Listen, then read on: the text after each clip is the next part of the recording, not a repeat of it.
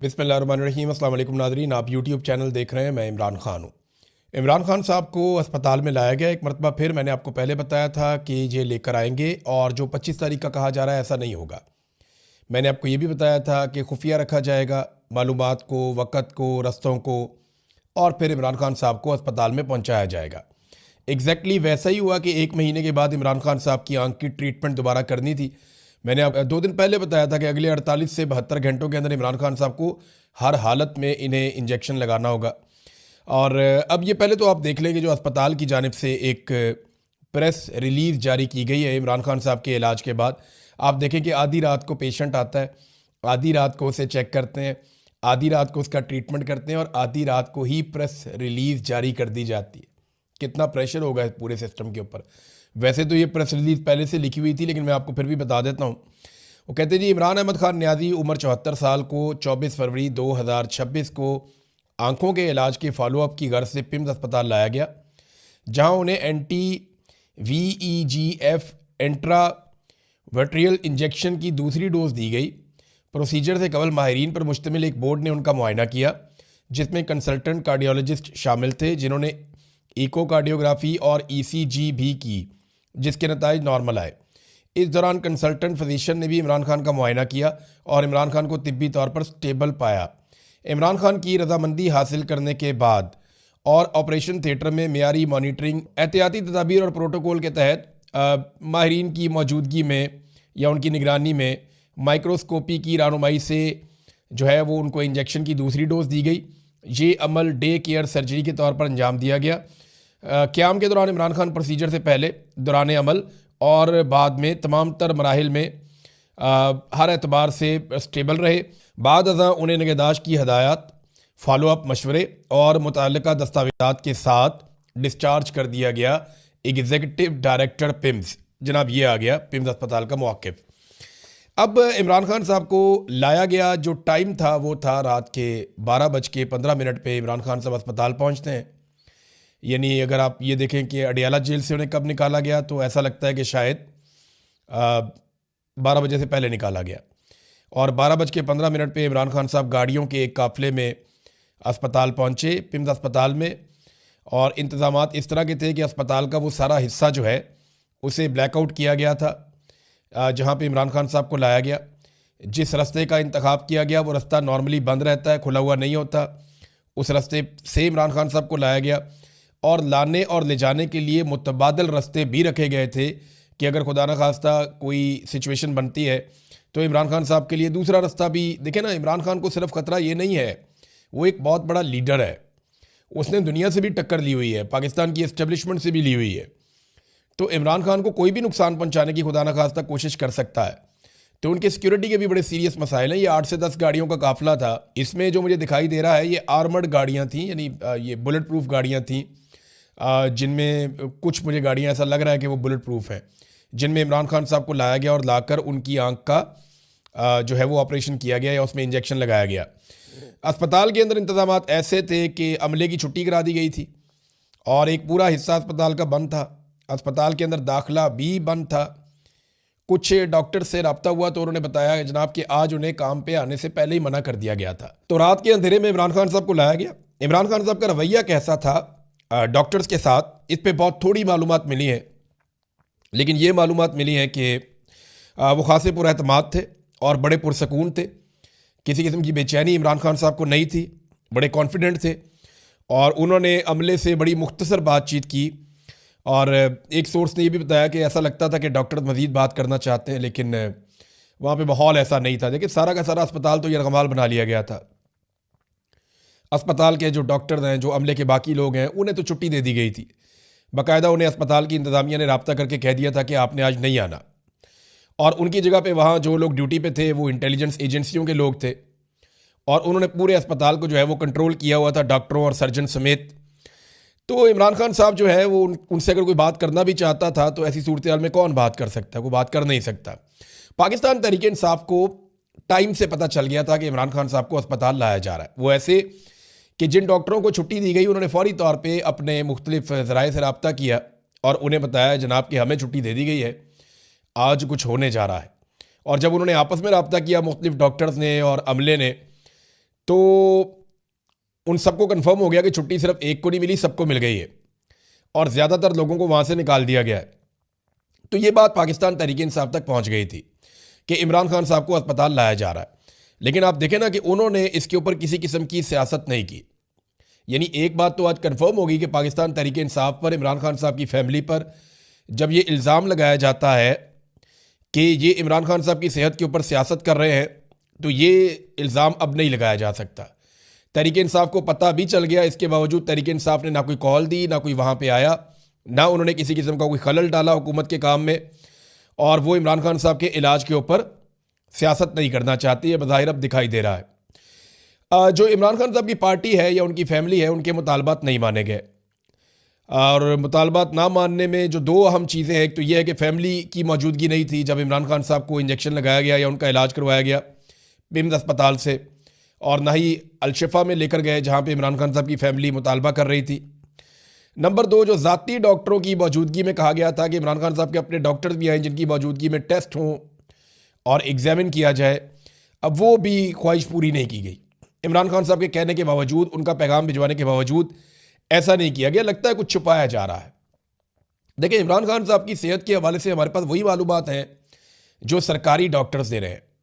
इमरान खान साहब की सेहत के हवाले से हमारे पास वही मालूमात हैं जो पाकिस्तान की हुकूमत और इस्टेब्लिशमेंट दे रही है। इसके बाहर हमारे पास कोई मालूमात नहीं है। हत्ता कि जो वफाकी वज़रा हैं उनको भी जो मालूमात मिलती हैं वो उतनी ही मिलती हैं जितनी मालूमात एजेंसियाँ चाहती हैं कि उनके पास पहुँचे, और जो उन्हें कहा जाता है वो बेचारे वही कह देते हैं। बड़ी मुख्तसर सी इमरान खान साहब से बातचीत हुई, वहाँ पे जो डॉक्टर्स वगैरह मौजूद थे उनके साथ, लेकिन इमरान खान साहब पुरसकून थे। देखिए, अगर इमरान खान साहब बिगड़ जाते ना तो दबाव बढ़ सकता था, लेकिन इमरान खान साहब ने भी अपने इलाज के मामले में किसी किस्म की सियासत नहीं की। इसका मतलब यह है कि इमरान खान साहब बड़ी संजीदगी के साथ अपना इलाज करवा रहे हैं और वो इस पर सियासत नहीं करना चाहते कि वो बीमार हो गए हैं या उनकी आँख ख़राब हो गई है। यानी नवाज शरीफ बनने का बिल्कुल ही मूड नहीं है इमरान खान साहब का, और वो इसके बारे में जो उनको डील ऑफर की गई वो उसके लिए भी तैयार नहीं है। देखिए, ये वक्त गुजर जाएगा, इमरान खान साहब की आंख के साथ जो भी हुआ वो इस मामले से भी निपट लेंगे। इससे अगर वो निकल जाएंगे इंशाल्लाह, तो उसके बाद इमरान खान भी यहीं पे है और सियासत भी यहीं पे है और इस्टेब्लिशमेंट भी यहीं पे है और ये सियासी जमातें भी यहीं पे हैं। इमरान खान ये फैसला कर चुके हैं कि वो इस निज़ाम को एक मरतबा शिकस्त देंगे। 2024 के इलेक्शन में तो ये शिकस्त हो चुकी है, लेकिन तस्लीम नहीं की गई। अब आवाम के साथ मिलकर वो दोबारा शिकस्त देंगे। आज अब मुलाकात का दिन है। देखें, आज इमरान खान साहब की बहनें मिलने के लिए जाएंगी, फैमिलियों की मुलाकात का दिन है। होता यह है कि इमरान खान साहब की मुलाकात बुशरा बीबी से भी होती है इसी दिन, और बुशरा बीबी से मुलाकात के बाद इमरान खान साहब की मुलाकात उनकी फैमिली से होती है, जबकि बुशरा बीबी की मुलाकात उनकी फैमिली के साथ होती है। लेकिन लंबा अरसा हो गया है इमरान खान साहब की फैमिली की या उनकी पार्टी के लोगों की इमरान खान साहब से मुलाकात नहीं करवाई जा रही, जबकि जो बुशरा बीबी है उनकी फैमिली के साथ मुलाकात होती है। उनकी बेटी और दीगर एक दो लोग मिलने के लिए जाते हैं, तो उनके ज़रिए से सिर्फ खैर खबर इमरान खान साहब की बाहर आती है। अब आज कुछ इस किस्म के दावे किए जा रहे हैं और ज़्यादातर टाउट लोग ये दावे कर रहे हैं कि इमरान खान साहब की जो अहलियाँ हैं बुशरा बीबी, शायद उनकी मुलाकात भी ना करवाई जाए। लेकिन दो चीज़ें हो सकती हैं ना। अब बुशरा बीबी जब इमरान खान साहब से मिलती हैं तो उसके बाद वो अपनी फैमिली को मिलती हैं, तो फिर वो अपनी फैमिली को पैगाम दे सकती हैं। अब दो ऑप्शन हैं, या तो बुशरा बीबी की इमरान खान साहब से मुलाकात ना करवाई जाए और बुशरा बीबी की उनकी फैमिली से मुलाकात करवा दी जाए, तो इसमें बुशरा बीबी के पास कुछ भी नहीं होगा जो वो इमरान खान साहब के बारे में अपनी फैमिली को बताएं। नंबर दो, बुशरा बीबी की इमरान खान साहब से मुलाकात करवा दी जाए और बुशरा बीबी की उनकी फैमिली से मुलाकात रोक दी जाए, तो इस सिलसिले में भी इमरान खान साहब का पैगाम बाहर नहीं आ सकता। अब देखना यह है कि ये निज़ाम किस हद तक गिरता है। वैसे उसूल और कानून तो ये कहता है कि इमरान खान साहब की मुलाकात उनकी बहनों के साथ करवाई जाए और बुशरा बीबी की मुलाकात उनकी फैमिली के साथ करवाई जाए, और कानून तो ये भी कहता है कि इनके मुकदमात लगाए जाएँ। बेगुनाह इन लोगों को कैद किया हुआ है, ऐसी कोई चीज़ इन्होंने की नहीं है। तो शाखाना से जब से पाकिस्तान बना तब से लेकर लोग अब तक तोहफे खरीदते आए, इन्होंने कोई अनोखे नहीं खरीद लिए। शादी करने का मुकदमा इन पर डाल दिया कि इन्होंने आपस में शादी क्यों की है। बड़ी अजीब अजीब चीज़ें इनके साथ की गई हैं जो बहुत ही नामुनासिब है। तो अगर उसूल हो इस मुल्क के अंदर, कानून हो, तो ये छूट के कब से बाहर आ जाए। अब इमरान खान साहब वाली जो आंख की बीमारी है, इस मामले पे पाकिस्तान तहरीक इंसाफ के साथ अगर सबसे बुरा किसी के साथ हुआ है ना, देखिए ऐसा लगता था कि हुकूमत के साथ बहुत बुरा होगा, और मेरे पास ये इन्फॉर्मेशन है। मैं आपको डायरेक्ट ये इन्फॉर्मेशन देता हूँ कि जिस वक्त इमरान खान साहब की आंख का इशू बना तो मुझे मेरे कुछ दोस्तों ने रब्ता करके बताया कि एस्टेब्लिशमेंट के अंदर बड़ी बेचैनी पैदा हो गई थी और वो बहुत परेशान हो गए थे कि ये मामला बाहर निकल आया, पता नहीं क्या रद्द-ए-अमल आएगा। और उन्हें उस वक्त लगता था कि कहीं बांग्लादेश ही ना हो जाए पाकिस्तान में। एस्टेब्लिशमेंट डरी हुई थी, बहुत सारे ऑफिसर जो बड़े तगड़े अपने आप को समझते हैं उनकी हवा निकली हुई थी। और फिर उन्होंने फौरी तौर पे पाकिस्तान तहरीक-ए-इंसाफ से राब्ते किए, मिन्नतें तरले किए, उन्होंने मोहसिन नकवी को बीच में डाला, अयाज सादिक को बीच में डाला और पाकिस्तान तहरीक-ए-इंसाफ उनके ट्रैप में आ गई। तहरीक-ए-इंसाफ ने इनडोर एहतजाज किया और अवाम को कॉल नहीं दी। अच्छा, तहरीक-ए-इंसाफ को भी ये लगता था, उनसे अगर आप ऑफ द रिकॉर्ड बात करें तो वो कहते हैं जी हम कॉल देते तो कितने बंदे निकल आते, हमारी ग्राउंड पे तैयारी नहीं थी, क्योंकि ग्राउंड पे तैयारी तो की नहीं हुई थी, तो ये कॉल कैसे देते। तो 2-3 दिन जब मिल गए एस्टेब्लिशमेंट को और उन्होंने देख लिया कि पाकिस्तान तहरीक-ए-इंसाफ कुछ भी नहीं कर पा रही, तो उनका कॉन्फिडेंस बढ़ गया। और फिर उन्होंने क्या किया, वही जो वो हमेशा करते चले आए, उन्होंने धोखा दिया और धोखा देकर पीटीआई को भी फारिग कर दिया और पीटीआई डिस्क्रेडिट भी हो गई अपने कारकुनों की नज़रों में। जो मोमेंटम एक सुहेल अफरीदी ने बनाया हुआ था, अब वो मोमेंटम भी काफ़ी बिगड़ गया। अब सुहेल अफरीदी साहब और उनके साथियों के लिए एक बड़ा इम्तिहान खड़ा हो गया है, उन्हें एक मुकम्मल प्लान देना पड़ेगा। उन्होंने ये ऐलान तो कर दिया है कि वो इमरान खान रिहाई अमन फोर्स बनाएंगे, लेकिन ये अमन फोर्स कैसे काम करेगी, इमरान खान साहब को कैसे रिहा करवाया जाएगा और किस तरीके से ये आगे बढ़ेगी, नौजवान इसमें कैसे तैयारी करेंगे। क्योंकि सुहेल अफरीदी ने एक दिन पहले भी कल कहा कि हमें तैयारी करनी पड़ेगी, हमें बड़ी लड़ाई लड़नी है। सुहेल अफरीदी ने बार बार कहा कि हमारी लड़ाई मिलिट्री एस्टेब्लिशमेंट के साथ है। देखिए, बंदूकों के साथ तो आप एस्टेब्लिशमेंट के साथ नहीं लड़ सकते, लड़ना भी नहीं चाहिए और ना वो लड़ना चाहेंगे। हत्ता कि 2-3 दफ़ा उन्होंने कत्लेआम कर दिया आसिम मुनीर साहब जब से आए हैं, आर्मी चीफ बने। लेकिन मुझे नहीं लगता कि ये लड़ाई पाकिस्तान के हक में होगी कि अवाम और फौज आमने सामने आकर एक दूसरे पे गोलियां चला रहे हो, ये ना मुनासिब है। और ये पाकिस्तान तहरीक-ए-इंसाफ करेगी भी नहीं, एक पॉलिटिकल पार्टी, एक पुरअमन पॉलिटिकल पार्टी है वो, ना इन्होंने माजी में कभी कुछ ऐसा किया और ना मुझे लगता कि आइंदा करेंगे। तो तहरीक-ए-इंसाफ ऐसा करेगी भी नहीं, पॉलिटिकल पार्टी है, ना माजी में इन्होंने कभी ऐसा किया और ना मुस्तकबिल में कभी ऐसा करेंगे। हाँ, ये है कि इन्हें एक प्लान देना पड़ेगा, बताना पड़ेगा नौजवानों को खुलकर कि ये अभी हाल ही में नाकाम क्यों हुए, वजूहात क्या थी और अब इनके पास नया प्लान क्या है और उस पर अमल दरामद कैसे करना है। सुप्रीम कोर्ट ऑफ पाकिस्तान के बाहर एक इन्होंने धरना देने का फैसला किया कि रोजाना की बुनियाद पर धरना दिया जाएगा, उससे क्या फर्क पड़ेगा। इन जजों को कोई फर्क नहीं पड़ता, ये जज मेरिट के ऊपर आए ही नहीं। जिन जजों को फर्क पड़ता था वो इस्तीफे देकर घरों को चले गए हैं, यानी जो बड़े बड़े जजेस थे, जिनके बड़े बड़े नाम थे, वो इस्तीफे देकर अपने घरों को चले गए हैं। जो जजेस जहां बैठे हुए हैं उन्हें तो कोई फर्क नहीं पड़ता, जिनके पास इस वक्त ताकत है, जिनके पास इस वक्त इख्तियार है, जो दोनों अदालतों को, चाहे वो आईनी अदालत है चाहे वो सुप्रीम कोर्ट ऑफ पाकिस्तान है, जो उन्हें कंट्रोल करते हैं, तो उनके पास तो इख्तियार भी कोई नहीं है इस वक्त। यानी वो तो एस्टेब्लिशमेंट के, ऐसा लगता है कि इशारों पर चल रहे हैं। और सुप्रीम कोर्ट के बाहर धरना देने से नहीं, अगर वकला खड़े हो जाए और वकला अपनी जिम्मेदारी संभाल लें कि उन्होंने इमरान खान साहब के केसेस लगवाने हैं और इंसाफ लेना है, तो फिर कुछ हो सकता है।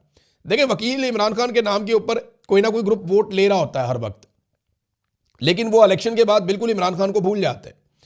इमरान खान साहब के केसेस तक नहीं लगा पा रहे। अगर आप वकीलों के अंदर ये इलेक्शन करवा देना कि नवाज शरीफ या इमरान खान, तो मेरे ख्याल में वकीलों में भी 70-80% वोट लेकर इमरान खान जीत जाएंगे, जरदारी को, नवाज शरीफ को, सबको शिकस्त दे देंगे। लेकिन दूसरी तरफ अगर आप देखें कि क्या वकील इमरान खान साहब के लिए खड़े होते हैं, तो अफसोस की बात यह है कि नहीं खड़े होते और उन्होंने अपनी जिम्मेदारी अदा नहीं की। अगर वो ये करते तो ये हो जाता कि इमरान खान साहब के कम से कम केसेस लगवाने में वो कामयाब हो जाते। नाज़रीन, ये तो थी पाकिस्तान की सूरत हाल। अब आ जाए ज़रा, थोड़ा सा 1-2 खबरें मेरे पास इंटरनेशनल है, मैं आपके सामने रख देता हूँ। देखिए, अमरीकी सफ़ीर ने इसराइल के हवाले से जो एक स्टेटमेंट दिया है कि ग्रेटर इसराइल बनाया जाएगा और ये बनना चाहिए, इस स्टेटमेंट ने बोर्ड ऑफ पीस के बकिए उधेड़ दिए हैं। देखिए, बोर्ड ऑफ पीस तो इसलिए बना था ना कि इस खित्ते में पीस आएगा, अमन आएगा। अब अमरीकी सफ़ीर जो इसराइल के अंदर तैनात है, वो एक स्टेटमेंट देते हैं कि वो ग्रेटर इसराइल बनाना चाहते हैं और एक्सपेंशन होगी इसराइल की और बहुत सारे मुल्कों की ज़मीनें इसराइल के अंदर आ जाएंगी। बहुत सारा समुंदर और इलाके का कंट्रोल इसराइल के पास चला जाएगा। अब जब इस किस्म का स्टेटमेंट आ गया उनकी जानिब से, तो ट्रंप इंतज़ामिया को उन्हें रोकना चाहिए था या उन्हें शटअप कॉल देनी चाहिए थी। लेकिन ट्रंप इंतज़ामिया की खामोशी जो है वो ये जाहिर कर रही है कि शायद उनकी इस मामले पर रजामंदी है। अब इस स्टेटमेंट के बाद ना तो सफ़ीर को हटाया गया, ना ही उसके बयान की मजम्मत या तरदीद की गई और ना ही सफ़ीर को शटअप कॉल दी गई।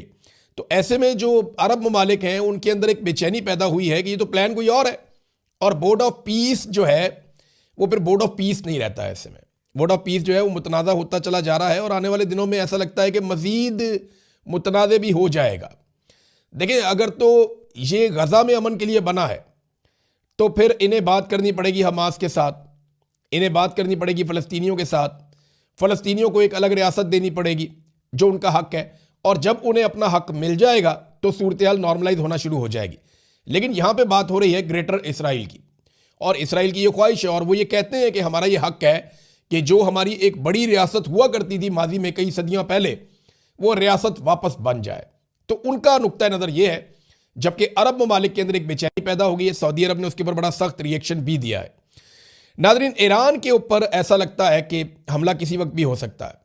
ईरान के आसपास अमेरिका ने बहुत ताकत जमा कर ली है, उसके बहरी बेड़े जो है वो बहुत तेज़ी से इस खित्ते की तरफ बढ़ रहे हैं, कुछ पहुँच गए हैं, कुछ आ रहे हैं। उसने जितनी भी उसकी यहाँ पे आसपास फौजी अड्डे हैं अमेरिका के, उन्होंने वहाँ पे अपने हथियार और अपनी ताकत को बढ़ाना शुरू कर दिया है। ये बहुत इंपॉर्टेंट है। देखिए, अभी शहबाज शरीफ ने कहा कि साउथ एशिया के लिए डोनाल्ड ट्रंप एक सेवियर है, और साउथ एशिया में डोनाल्ड ट्रंप ऐसा लगता है कि एक जंग छेड़ने जा रहे हैं। और ये बात आप अपने जहन में रखें कि ईरान के अंदर एक मरतबा फिर मुजाहरे शुरू हो गए।